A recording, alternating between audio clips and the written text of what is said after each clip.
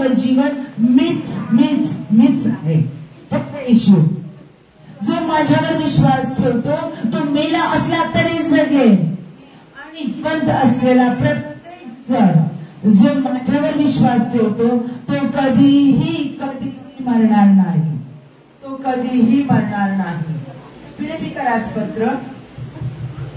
फिलिपिकरासपत्र याचा दुसरा अध्याय, फिलिपिकरासपत्र याचा दुसरा अध्याय 8 ते 9. मनुष्य प्रकृतीचे असे प्रगट होऊन त्याने मरण, आणि तेही वधस्तंभावरचे मरण सोसले. येथपर्यंत आज्ञा पालन करून त्याने स्वतःला लीन केले. यामुळे देवाने त्याला अतिउच्च केले आणि सर्व नावांपेक्षा श्रेष्ठ असे नाव त्याला दिले. मत्ती याचा 28वा अध्याय 5 ते 7 वचन. कारण देवाचं वचन कार्य करतं, बरोबर आहे, आणि देवाचं वचनच आमच्या संगती बोलतं.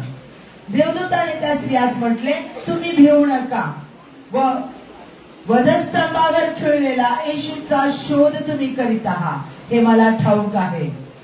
तो येथे नाही, कारण त्याने सांगितल्याप्रमाणे तो उठला आहे. या व तो निजला ते स्थळ पहा, आणि लवकर जाऊन त्याच्या शिष्यांना सांगा की तो मेलेल्यातून उठला आहे. मार्क याचा 16वा अध्याय, मार्क याचा 16वा अध्याय. लक्षात घ्या, सगळ्या स्त्रिया इथे जास्तीत जास्त स्त्रिया आहेत, आणि पास्टरांची मिनिस्ट्री, दोघा पती पत्नींची मिनिस्ट्री स्त्रियांमध्ये जास्त आहे, पुरुषांमध्ये पण आहे, पण स्त्रियांमध्ये जास्त आहे. कारण ते तुम्हाला ऍज अ लीडर म्हणून तयार करत आहेत. खूप मोठा लीडरचा कारखाना आहे हे चर्च म्हणजे. लीडरचा कारखाना आहे, लक्षात ठेवा. तुम्ही तयार होण्यासाठी इथं आलेले आहात, तयार होण्यासाठी. त्यानं स्त्रियांना सांगितलं, जा आणि शिष्यांना जाऊन सुवार्ता सांगा. आता मार्क बघू आपण, 16वा अध्याय 5 ते 6. मग कबरेच्या आत त्या गेल्या, तेव्हा झगा घातलेला एका तरुणाला उजव्या बाजूस बसलेले पाहून त्या चकित झाल्या. तो त्यांना म्हणाला, चकित होऊ नका, वधस्तंभावर खिळलेला येशू नासरेकराचा तुम्ही शोध घेत आहात. तो उठला आहे, तो येथे नाही. हालेलुया. तो उठला आहे, तो येथे नाही. बाहेर साक्ष दिलेली दिव्यदूतांनी सांगितलेले, तो उठला आहे, तो इथे नाही. त्याची रिकामी कबर दाखवून सांगितलंय. आता आपण मागच्या आठवड्यामध्ये कोणता सण साजरा केला? झावळ्याचा रविवार, बरोबर आहे. परत एकदा तुम्हाला सांगते, आम्हाला 40 दिवसाचे उपवास, मग त्याच्यानंतर झावळ्याचा रविवार आपण म्हणतो, आणि क्रुसिफिकेशन. 40 दिवसाचे उपवास धरा किंवा धरू नका बायबलमध्ये दिलेलं नाहीये कुठं, पण धरणं अत्यंत उत्तम आहे. प्रार्थना परमेश्वर ऐकतो, कारण सगळे परमेश्वराच्या आत्म्याने एकत्र येतात. आता नीट लक्षात घ्या, ज्या वेळेला बायबलमध्ये दिलेलं आहे शुभवर्तमान, 4 शुभवर्तमान घरी जाऊन चांगले व्यवस्थित वाचा, आणि तुमच्या लक्षात येईल की येशू ख्रिस्तावर पवित्र आत्मा उतरून आला. योहानाने त्याला बाप्तिस्मा दिला आणि आकाश उघडलं, त्याच्यावर पवित्र आत्मा उतरून आला. त्यावेळेला तो माझा परमपुत्र आहे म्हटलं गेलं, आणि आकाशातून झाली. आणि त्यानंतर आत्म्यानं त्याला अरण्यात नेलं. त्या ठिकाणी त्याने 40 दिवस 40 रात्र उपवास केले, देवाच्या सानिध्यात घालवले. त्याच्यानंतर सैतानाचा अटॅक, म्हणजे सैतान त्याची परीक्षा घेण्यासाठी आला, आणि बायबलच्याच वचनाच्या द्वारे त्यांनी त्याची परीक्षा घेतली. पहिलं त्याची भूक पकडली. पहा सैतान काय करतो, पहिलं त्याची भूक पकडली, दोंड्याच्या भाकरी कर, कारण तू देवाचा पुत्र, तू आज्ञाकर्षित होऊन सगळं होईल. तो म्हटला, देवाची परीक्षा पाहू नकोस, चल इथून निघून जा, असं वचन आहे. म्हणजे परमेश्वराची वचनं सांगून त्याने त्याला धमकावलं, त्याला उच्च स्थानावर नेलं. म्हटलं, इथून उडी टाक, देवदूत तुला जेल उतरतील. तिसरं त्याने सांगितलं, सगळं वैभव त्याला जगाचं दाखवलं. म्हटलं, मला नमन कर. त्यानं नमन केलं नाही, आणि त्याला धमकावलं, आपल्या देवाच्या शिवाय कुणाच्याही पाया पडू नकोस. प्रत्येक वचनाने त्यानं त्याला धमकावलं. म्हणजेच 40 दिवस उपवास झाल्याच्या नंतर तो टेस्टिंग पिरियड मधून गेला, परीक्षेतून गेला. सैतानाने त्याची परीक्षा घेतली. त्याच्यानंतर तो मंदिरात गेला, आणि त्याने यशायाचा 61वा अध्याय हा अध्याय वाचला त्यानं आणि तिथं जाहीर केलं की परमेश्वराचा आत्मा माझ्यावर आला आहे, दिनाशुभ वर्तमान सांगण्यासाठी मला अभिषेक केला आहे, त्याचं ज्युबिली इयर डिक्लेअर करण्यासाठी, जाहीर करण्यासाठी आणि आंधळे लुळे पांगळे यांना बरं करण्यासाठी मला अभिषेक झालाय. हे वचन त्यानं त्या ठिकाणी वाचलं आणि जाहीर केलं की तो मसाया तोच आहे. आणि मग 3.5 वर्ष त्याचं कार्य सुरू झालं. 3.5 वर्ष त्यानं कार्य केलं, अनेक लोकांना त्यानं बरं केलं, चमत्कार केले, भूते काढली, लोकांना जेव घातलं, सगळे चमत्कार त्याने केलं. पण हे 3.5 वर्षात त्यानं केलं आणि मग त्याला धरून देण्यात आलं. त्याचा जयोत्सवाने स्वागत करण्यात आलं येरुशलेममध्ये, म्हणजेच आपला पाम संडे, जावळाचा रविवार. आणि मग त्याच्यानंतर त्याला धरून देण्यात आलं आणि मग त्याला क्रूसावर देण्यात आलं आणि मग 3ऱ्या दिवशी पुनरुत्थान. लक्षात राहील तुमच्या? म्हणजे 3.5 वर्षाच्या आधी त्याने 40 दिवसाचे उपास धरलेले होते, हे विसरू नका. आता आपल्याला बघायचं आहे, आपण बायबलमध्ये कुठेही नाताळ किंवा आपलं हे पुनरुत्थान दिवस किंवा झावळ्याचा रविवार याची तारीख दिलेली आहे का? नाही दिलेली. दिनांक दिलेली नाही, तारीख दिलेली नाही. मग आम्ही तो साजरा करायचा नाही का? साजरा करायचाच आहे. का? कारण देवाने आम्हाला कमांड दिली. काय कमांड दिली? आज्ञा दिली. आणि आज्ञा मोडणं म्हणजे पाप. त्यानं मत्ते 28 मध्ये आम्हाला 19 आणि 20 या वचनात सांगितलेलं पाठ करून ठेवायचं प्रत्येकानं. हे तुमच्या जीवनाचं ब्रीद वाक्य आहे. मत्ते याचा 28वा अध्याय 19 आणि 20 प्रत्येकीचं तोंडपाठ पाहिजे, प्रत्येकाचा. की जा पृथ्वीच्या दिगंतापर्यंत जाऊन सुवार्ता सांगा आणि त्यांना माझ्या नावाने पिता पुत्र पवित्र आत्म्याच्या नावात बाप्तिस्मा करा, त्यांना माझे अनुयायी बना. बाप्तिस्मा करणं म्हणजे धर्मांतर करणं नव्हे. हे चुकीची संकल्पना आहे. सगळ्यांनी कान देऊन ऐका. अजिबात नाही. येशू ख्रिस्त हा माझा जिवंत देव आहे. तो माझ्या पातकांसाठी मरण पावला, 3ऱ्या दिवशी परत उठला, मला घेण्यासाठी तो येणार आहे. त्याच्यावर माझा विश्वास आहे आणि मी त्याला माझ्या अंतःकरणात स्वीकारते. मी त्याला माझ्या अंतःकरणात स्वीकारते, त्यावेळेला तो माझा देव होतो. आणि मग मी ती कृती, विश्वासाची कृती सगळ्यांच्या समोर जाहीरपणे करते की पाण्यामध्ये माझा जुना मनुष्य मेला आहे आणि माझ्यामध्ये मी उठते, बाहेर येते पाण्याच्या, तो माझ्यामध्ये ख्रिस्त उठला आहे. ही माझी विश्वासाची कृती आहे. हे धर्मांतराची कृती नाहीये. धर्म स्थापन करण्यासाठी येशू ख्रिस्त आलाय का? मागच मी तुम्हाला सांगितलं नाही. कान देऊ नाही का? लक्षात ठेवा. धर्म स्थापन करण्यासाठी तो आला ना, देवादिदेव परमेश्वर. धर्म हे मानवाने स्थापन केलेले आहेत प्रियांनो, परमेश्वराने नाही. हे लक्षात घ्या.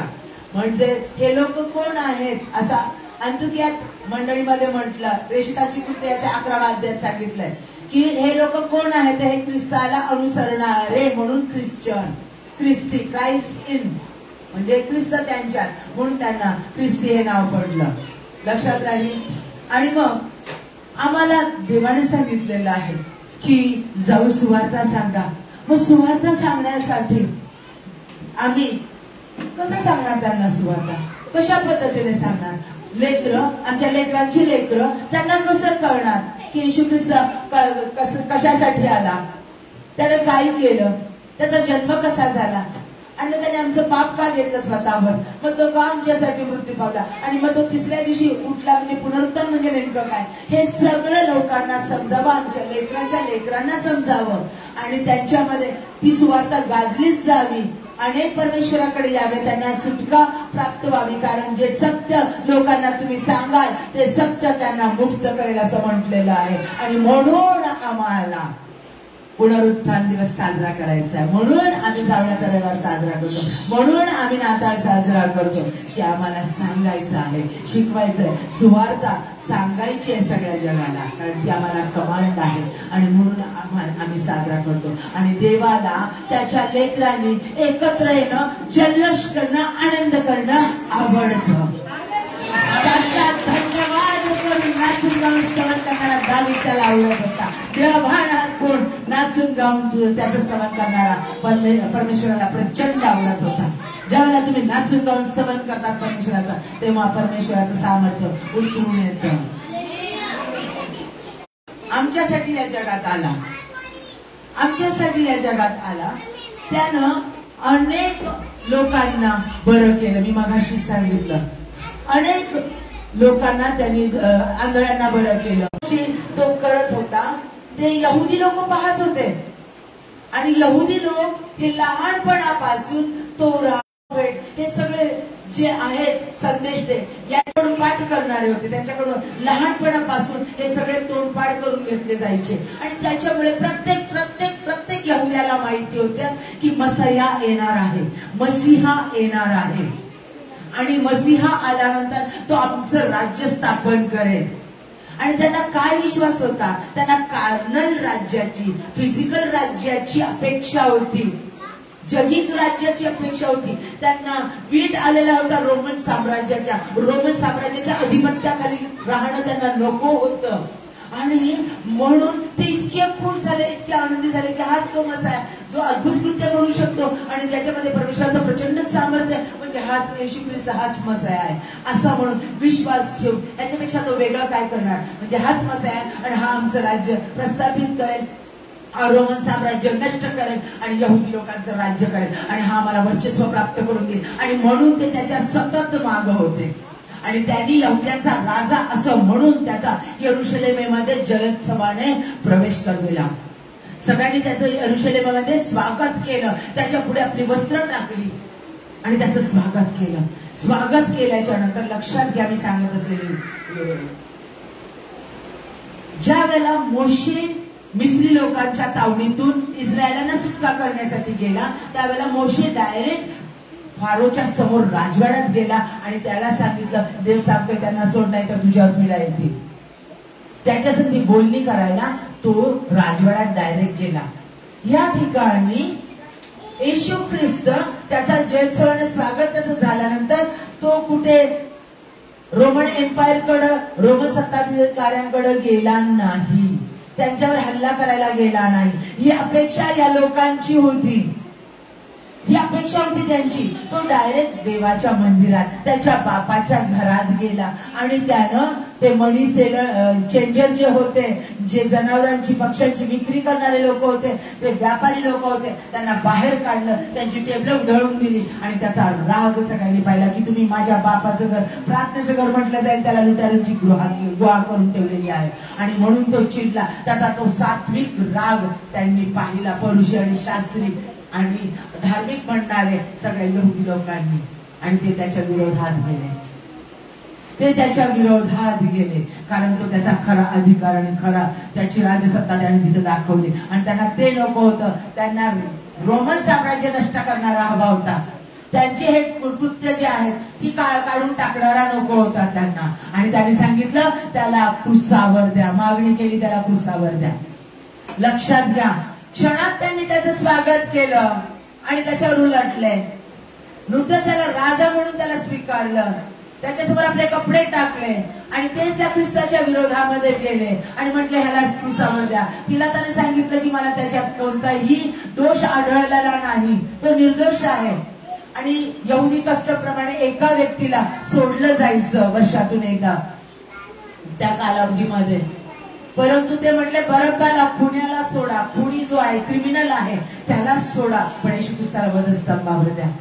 जो आजार बरे करणारा, ज्याने त्यांचे आजार बरे केले, ज्याने त्यांचे कोड बरे केले, ज्याने अशुद्ध शक्ती काढल्या, ज्याने त्यांचे अश्रू पुसले, ज्याने त्या व्यभिचारी स्त्रीला दगड मारत असताना तिची बाजू घेऊन सगळ्यांना तिचं निर्दोषत्व प्रस्थापित केलं, त्या प्रभू येशू ख्रिस्ताला क्रूसावर द्या.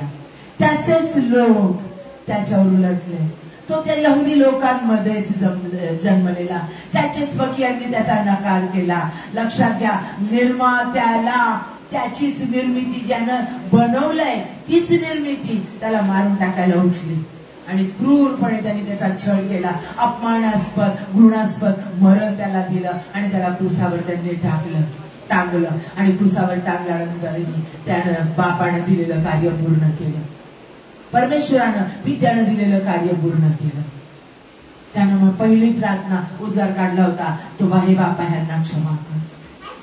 चोराने तो ऐकला, त्याला ते समजलं की हे सगळं घडत असलेलं तो पाहत होता आणि त्यानं क्षणात विश्वास केला की तू राजवैभवाने त्याला माझ्या प्रियानं तिथं त्यातनं केलेलं कार्य पूर्ण झालं. पहिलाच त्या चोराचा स्वर्गाच्या राज्यात प्रवेश झाला. मृत्यूची नांगी त्यानं मोडली. लक्षात घ्या, शाबात दिवशी त्यानं विसावा घेतला आणि आठवड्याच्या पहिल्या दिवशी तो रविवारी उठला. म्हणजे मरण पावल्यानंतर तिसऱ्या दिवशी तो मरणातून उठला आणि तो उठला. त्याची साक्ष दिव्यदूतांनी दिली की तो इथे नाही, तो उठला आहे, तो उठला आहे, तो जिवंत आहे. त्यानं मृत्यूची नांगी मोडली. प्रियांनो, पहिला आदाम आला, त्यानं पाप आणलं, आज्ञा मोडली आणि त्यानं आज्ञा मोडली, पाप आणलं आणि कायमचा मृत्यू आणला. हा शेवटचा आदाम यानं आज्ञा पाळली. लक्षात घ्या, त्यानं आज्ञा पाळली आणि त्यानं स्वतःला दिलं, परमेश्वराचं कार्य पूर्ण केलं, त्यानं जीवन आणलं,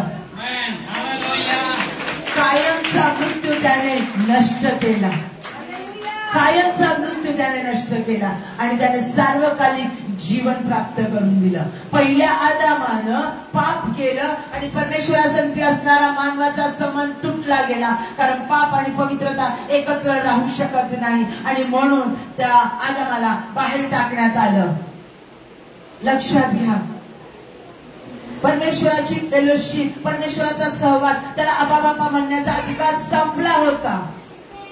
मानवावर पाप आलं, पाप वाढत गेलं, पण जेव्हा येशू ख्रिस्त आला, हा लास्ट आदाम आला, त्यानं आपलं स्वतःचं बलिदान केलं. जनावरांच्या रक्ताने पाप कव्हर होतं. नियमशास्त्र पाप काढून टाकत नाही, पाप दाखवतं. आणि जनावरांचं, पक्ष्यांचं रक्त बलिदान हे पाप कव्हर करतं, नष्ट करत नाही, झाकतं ते.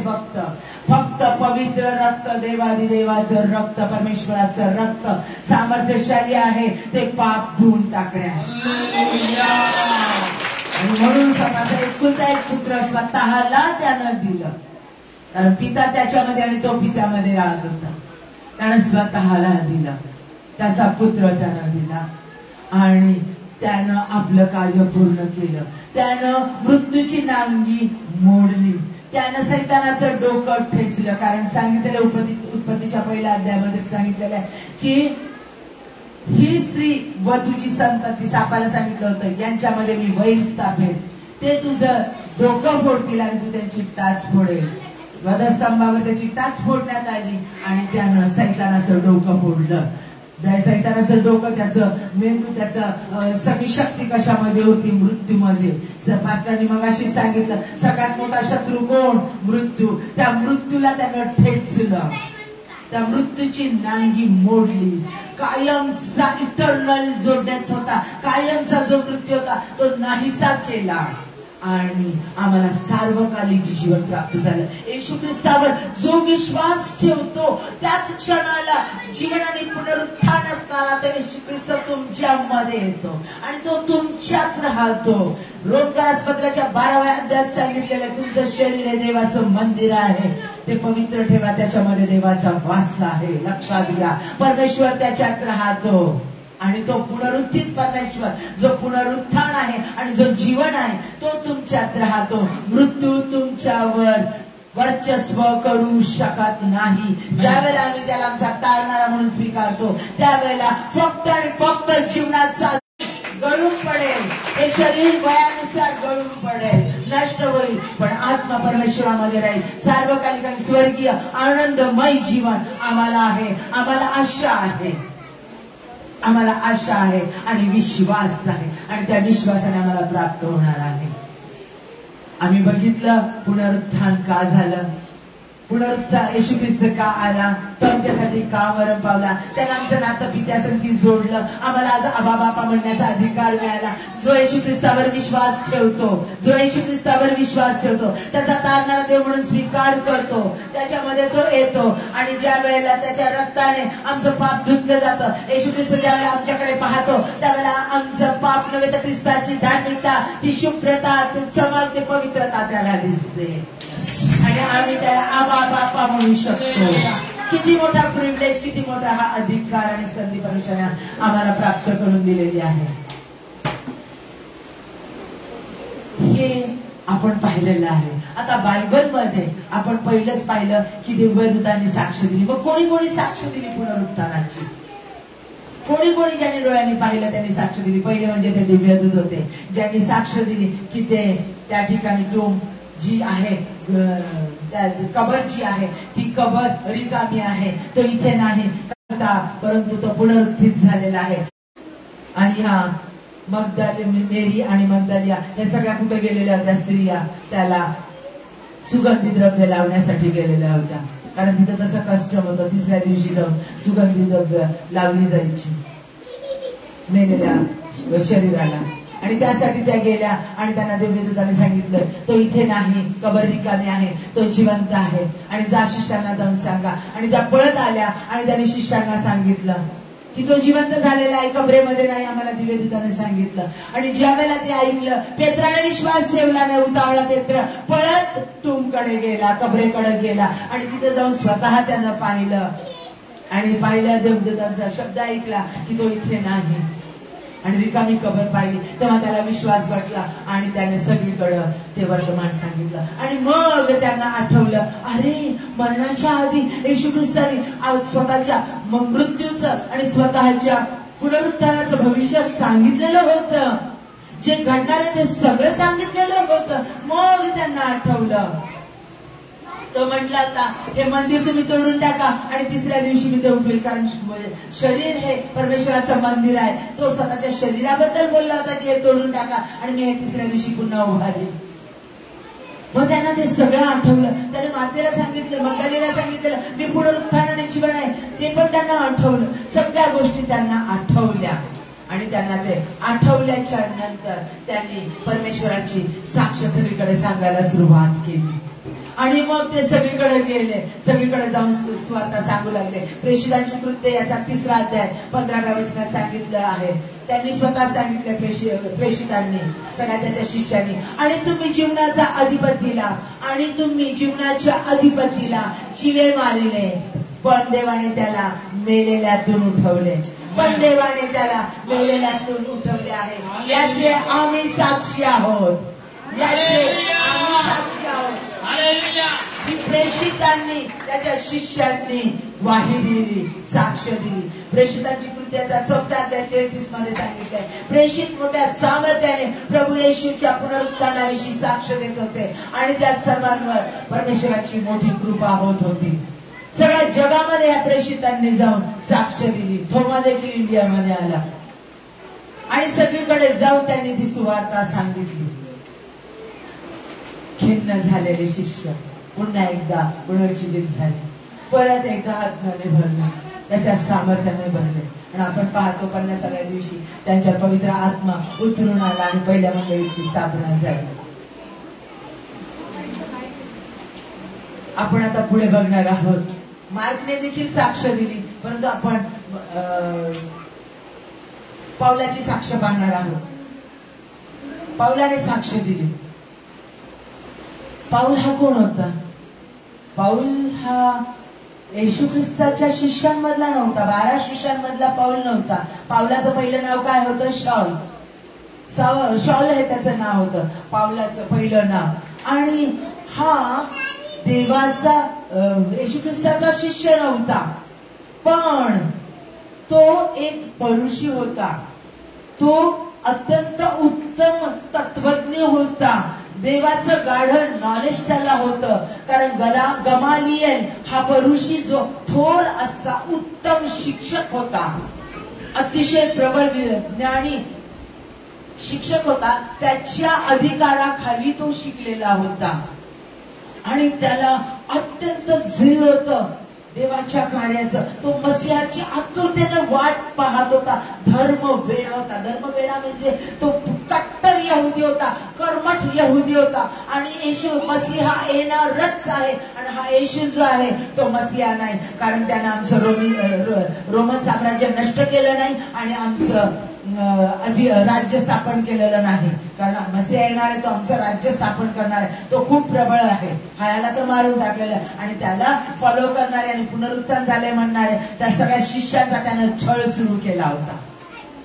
त्या सगळ्या शिष्यांना त्याने छळलं आणि परत तो त्यांचा नाश करण्यासाठी, किल करण्यासाठी, त्यांना मारून टाकण्यासाठी म्हणून हाय प्रिस्टकडे जाऊन, दिमिश्कात जाऊन त्यांच्याकडून डिग्री, त्यांचं अथॉरिटी लेटर, अधिकार पत्र आणण्यासाठी चाललेला असताना परमेश्वराच्या सामर्थ्याने त्याला त्या दिमश्काच्या रोडवर, त्या रस्त्यावर त्याला खाली पाडलं आणि तो त्याला म्हटला, शाऊला शाऊला माझा छळ का करतो? आणि त्याने येशू ख्रिस्ताला पाहिलं आणि त्या ठिकाणी त्याचं परावर्तन झालं आणि तो बदलला गेला. त्याचं विजन केलं, त्याचे डोळे गेले, 3 दिवस त्याला पाहता आला नाही. अननियाने त्याच्यासाठी प्रार्थना केल्यानंतर त्याचे डोळे त्याला परत प्राप्त झाले, त्याचं विजन, त्याची दृष्टी केलेली परत प्राप्त झाली आणि तो ख्रिस्तासाठी उभा राहिला. जो ख्रिस्ताचा छळ करत होता तो स्वतःचा छळ करून घेतला त्यानं ख्रिस्तासाठी. तो ख्रिस्तासाठी जगला. 13 पत्र त्याने लिहिले आणि तो फक्त ख्रिस्तासाठी जगला. आणि त्याने पहिले ग्रंथिकारास पत्र 15वा अध्याय 3 ते 7 वचनामध्ये त्याची साक्ष दिली. शास्त्राप्रमाणे ख्रिस्त तुमच्या आमच्या पापाबद्दल मरण पावला. त्याची साक्ष आहे बघा. छळणारा येशूच्या शिष्यांना, ज्यांनी येशू ख्रिस्ताचा स्वीकार केला, बाप्तिस्मा घेतला, त्या प्रत्येकाचा छळ करणारा असा, त्या प्रत्येकाचा छळ करणारा हा पाऊल, जो पाऊलाचा शाऊल झाला, शाऊलाचा पाऊल झाला, ज्या शाऊलाचा पाऊल झाला तो पाऊल, त्या पावलाने ही साक्ष लिहिलेली आहे. आमच्या पापाबद्दल तो मरण पावला, पुरला गेला. शास्त्रलेखाप्रमाणे 3ऱ्या दिवशी त्याला पुन्हा उठविण्यात आले. पावलाची साक्ष लक्षात घ्या प्रियांनो. त्याने स्वतःला येशू ख्रिस्ताला पाहिलं. तो शिष्यांमध्ये नव्हता, पण प्रभूला, येशू ख्रिस्ताला त्यानं पाहिलं उठलेलं. हे लक्षात घ्या. त्यानं त्याला दर्शन दिलं रस्त्यावर आणि म्हणून तो सांगतो त्याला पुन्हा उठविण्यात आलं आहे. आणि तो केफाला, नंतर 12 शिष्यांना दिसला. खूप छान त्याने सांगितली ही साक्ष त्याची. त्यानंतर तो एकदम 500 पेक्षा अधिक बंधूंना दिसला. हे त्यानं अनुभवलं पावलाने आणि म्हणून त्याने लिहिलंय. त्यातील बहुतेक आजपर्यंत हयात आहेत आणि कित्येक जण निद्रा घेत आहेत.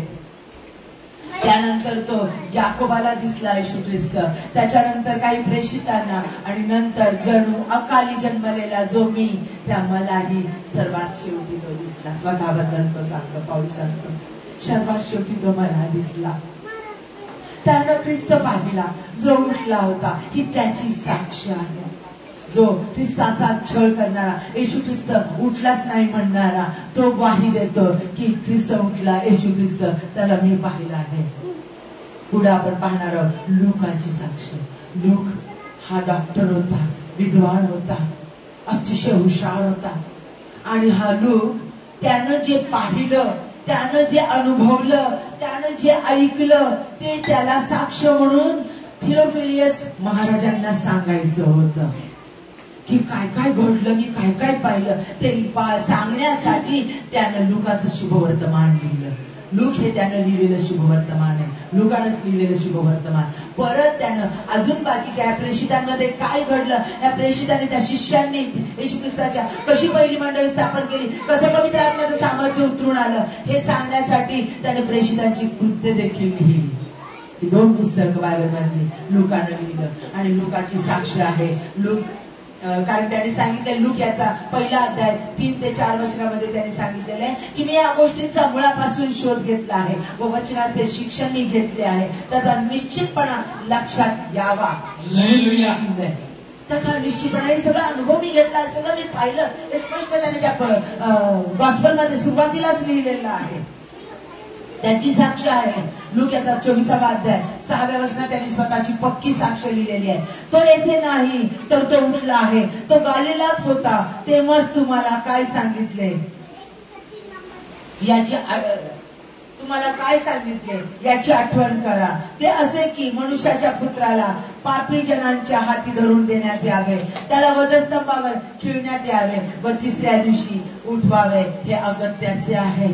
हे तो मरणाच्या आधी बोलला होता, हे लूकाला माहिती होतं, त्याने ते ऐकलेलं होतं आणि त्याने ती साक्ष लिहिली आणि त्याचप्रमाणे घडलं. हे तो थिओफिलियस महाराजांना साक्ष म्हणून सांगत होता. हे लूक या शुभवर्तमानामध्ये म्हणजे पक्की आणि खरी त्याची साक्ष होती. अनेक साक्षात मार्कने देखील साक्ष दिली, योहानाने साक्ष दिलेली आहे की त्याचं पुनरुत्थान झालेलं आम्ही पाहिलेलं आहे. तो पुनरुत्थित परमेश्वर आहे, तो जिवंत देव आहे. त्याने मृत्यूची नांगी मोडलेली आहे. आता आमचा विश्वास, आम्ही विश्वासणारे काय विश्वास धरतो पहा. आमचा विश्वास काय आहे? आज प्रत्येकाने आपला विश्वास पडताळून पाहायचा आहे. सर्वात प्रथम म्हणजे पुनरुत्थान व जीवन येशू ख्रिस्ताचा आहे. हा आमचा विश्वास आहे. पुनरुत्थान व जीवन येशू ख्रिस्त आहे. योहानाचा 11वा अध्याय 25-26 मध्ये सांगितलेलं आहे. येशूने मातेला म्हटले, पुनरुत्थान व जीवन मीच आहे. जो माझ्यावर विश्वास ठेवतो तो मेला असला तरी जगेल. जो माझ्यावर विश्वास ठेवतो तो मेला असला तरी जगेल. आणि जिवंत असलेल्या प्रत्येक जण जो माझ्यावर विश्वास ठेवतो तो कधीच कधीच कधीच मरणार नाही. ते शरीर इथंच टाकेल परंतु तो जिवंत परमेश्वरामध्ये राहील. आत्म्याचा नाश कधीच होणार. सार्वकालिक जीवन त्याला प्राप्त होईल. येशू हाच पुनरुत्थान आहे आणि तोच जीवन आहे. जो त्याच्यावर विश्वास ठेवतो त्याला सार्वकालिक जीवन प्राप्त होते. हा आमचा प्रत्येकाचा विश्वासणाऱ्यांचा विश्वास आहे. हृदयावर ठासून ठेवा. तुमच्या मुखात तो असू द्या, तुमच्या कानात तो असू द्या आणि तुमच्या जिभेवर तो असू द्या. ती साक्ष लोकांना सांगा जाऊन. कारण हे हा आमचा पक्का विश्वास आहे की तो माझ्यासाठी मरण पावला, तिसऱ्या दिवशी परत उठला आणि तो मला घेण्यासाठी येणार आहे. मला सार्वकालिक मृत्यू नाही तर सार्वकालिक जीवन प्राप्त झालेलं आहे.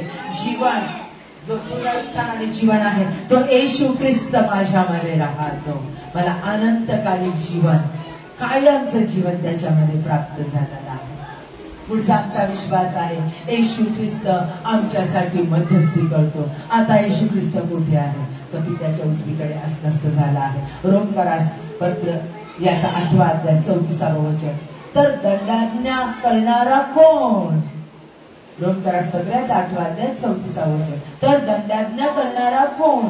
जो मेला इतकेच नाही तर मेलेल्यातून उठला आहे, जो देवाच्या उजवीकडे असनस्त आहे आणि आपल्यासाठी मध्यस्थी करत आहे. देवाचं वचन आहे हे. बायबल सांगतं प्रियांनो, हे देवाचं वचन सांगतं. जिवंत शब्द हा येशू ख्रिस्त लिहिलेला शब्द आहे, बायबल आहे. त्या वचनात सामर्थ्य व्यक्तीचं जीवन बदलून टाकण्याचं. हे वचन जिवंत वचन आहे आणि हे वचन सांगत आहे की तो पित्याच्या उजवीकडे असनस्त आहे आणि तो आमच्यासाठी मध्यस्थी करत आहे. मग परत योहान याचा 15व्या अध्यायाकडे या. काय सांगितलंय त्याच्यामध्ये? तो माझ्यामध्ये राहतो आणि मी त्याच्यात राहते म्हणून मी फळ घेऊ शकते. बरोबर? कारण त्याची आज्ञा माझ्यामध्ये राहा आणि मी तुम्हामध्ये राहील म्हणजे तुम्ही फळ देणारे भाग. जसा पिता माझ्यामध्ये राहतो, योहानाचा 14व्या अध्यायात सांगितलं, जसा पिता माझ्यामध्ये राहतो तसे तुम्ही माझ्यामध्ये राहा म्हणजे तुम्ही पित्याची इच्छा पूर्ण कराल जशी मी पित्याची इच्छा पूर्ण करतो. तो आमच्यासाठी मध्यस्थी करत आहे प्रियांनो. हे बापा त्यांना क्षमा कर, ते काय करतात त्यांना समजत नाही. माझ्या प्रियांनो, आमच्यामध्ये जर येशू ख्रिस्त आहे, आम्हाला जर येशू ख्रिस्त समजलेला आहे, आमच्या मध्ये तो कार्य करत आहे, मग आम्ही शांत बसणार का?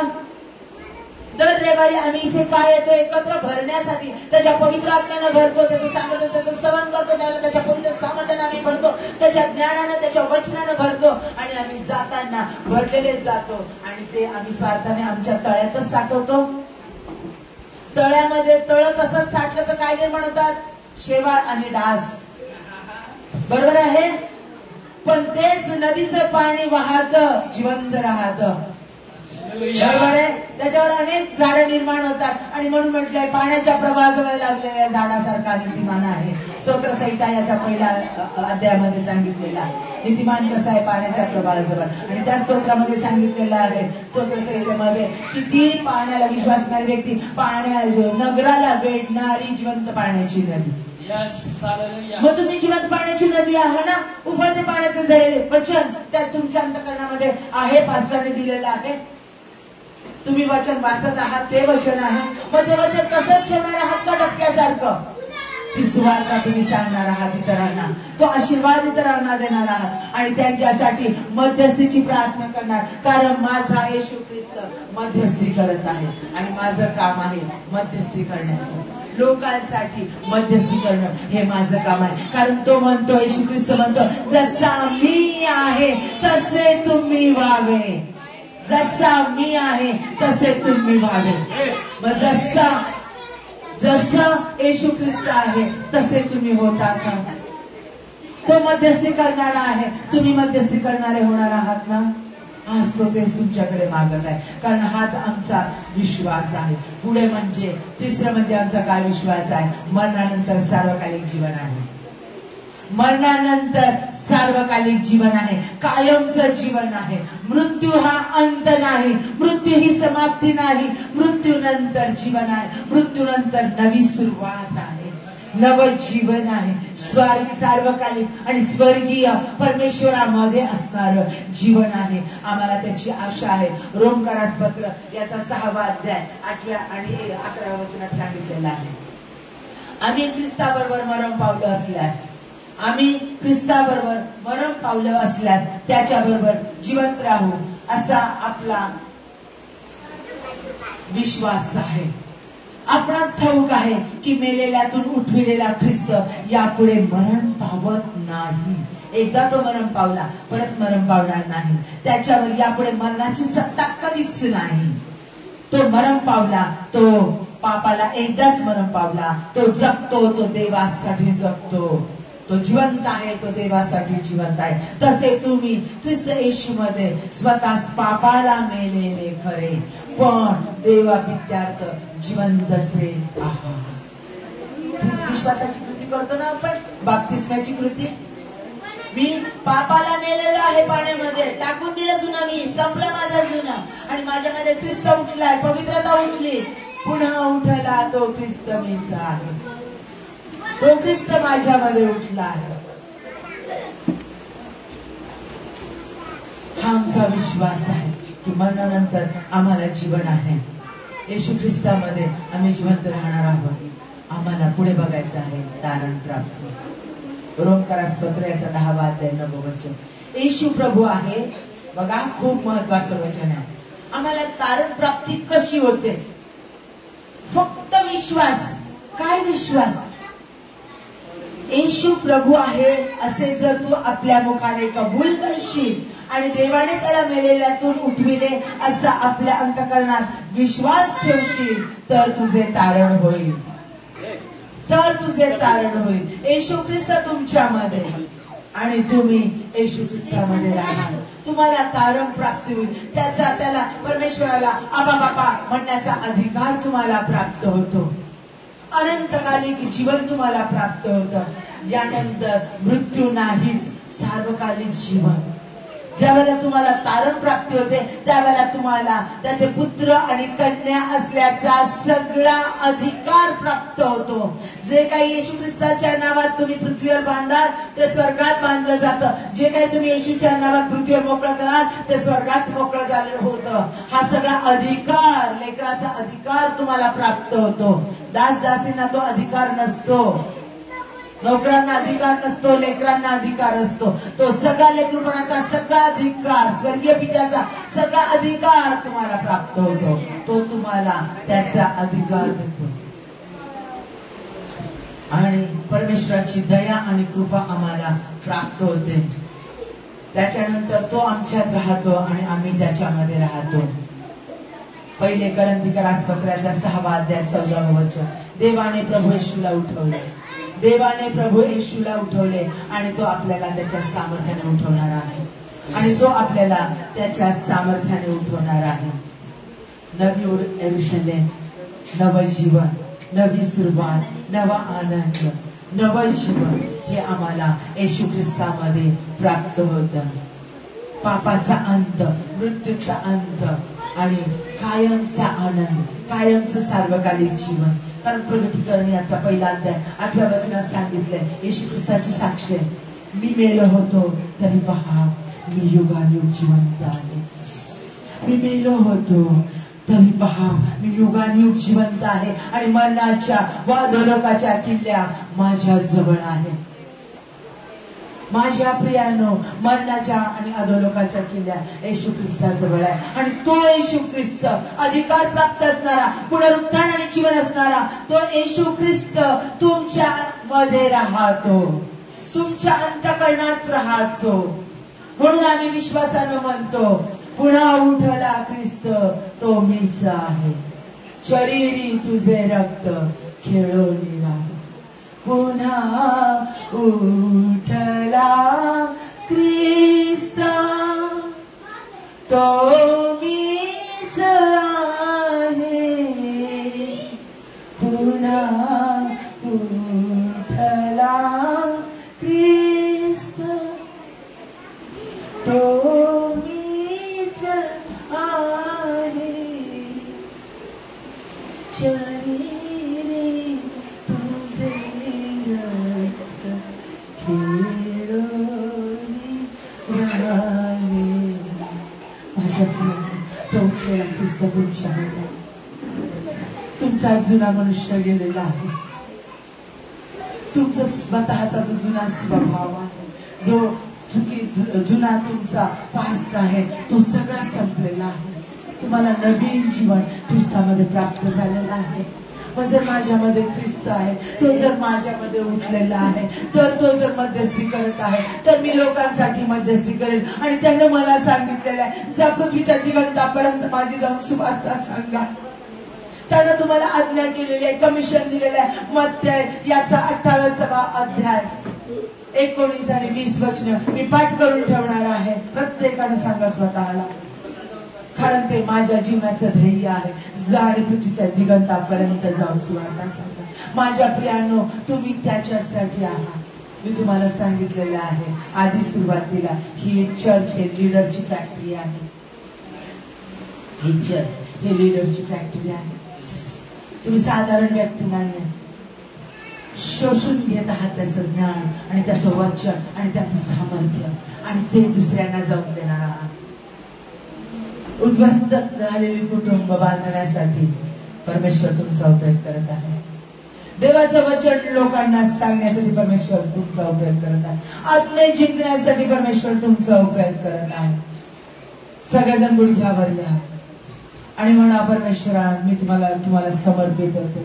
येशू ख्रिस्ता, मी माझं सर्वस्व जीवन तुला देते आणि मी फक्त तुझ्यासाठी जगेन, पूर्ण फक्त तुझी आणि तुझीच होईल.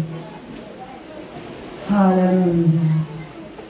मी तुझ्यासाठी जगेन, मी तुझा दास म्हणून राहील, मी तुझी दासी म्हणून राहील.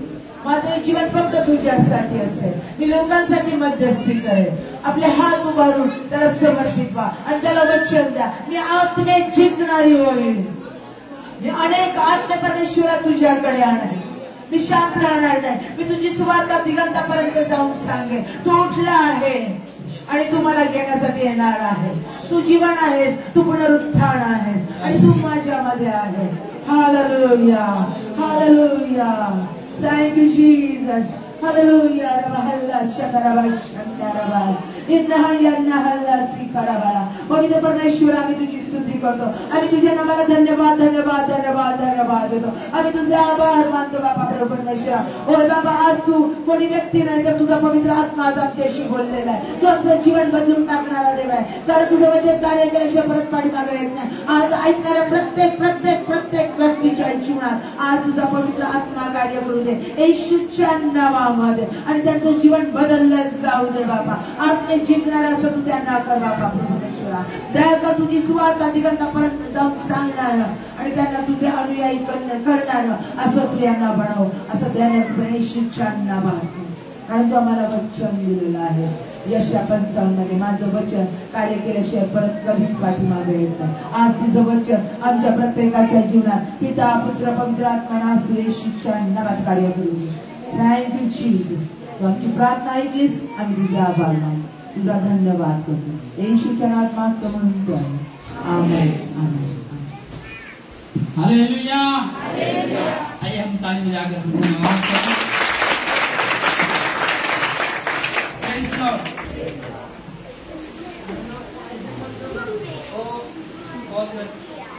आमेन. लाइट बंद कर दो. Praise Lord. हालेलुया.